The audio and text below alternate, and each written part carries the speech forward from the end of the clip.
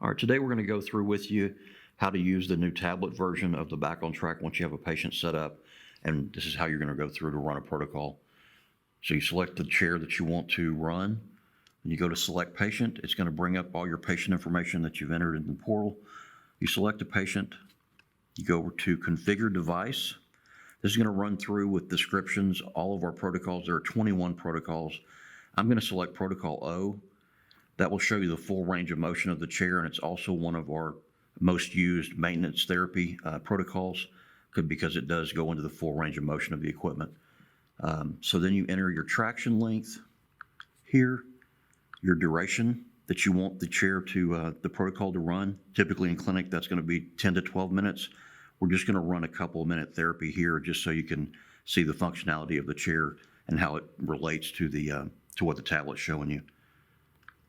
Hit next and start. So the chair is going to lay back.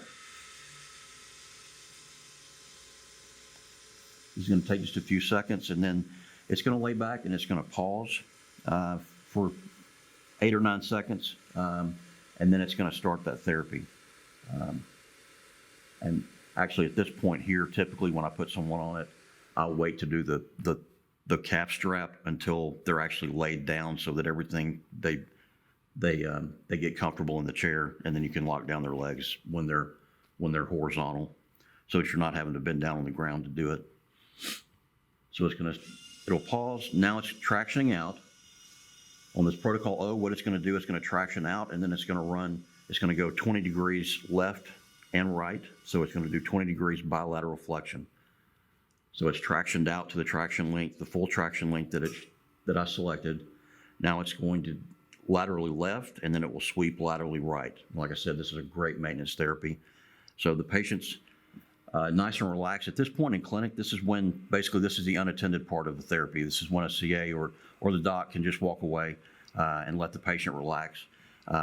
Also, when it gets back to this screen after the therapy starts, you can select upper or lower vibration here, or heat. So you can select that. A lot of patients like the vibration. It's a nice relaxing feature. As this is running also, it's going to give you protocol completion percentage, so that you know where the therapy stands as far as duration of time and how much is left. If you need to change something during the therapy, you can go into an edit mode.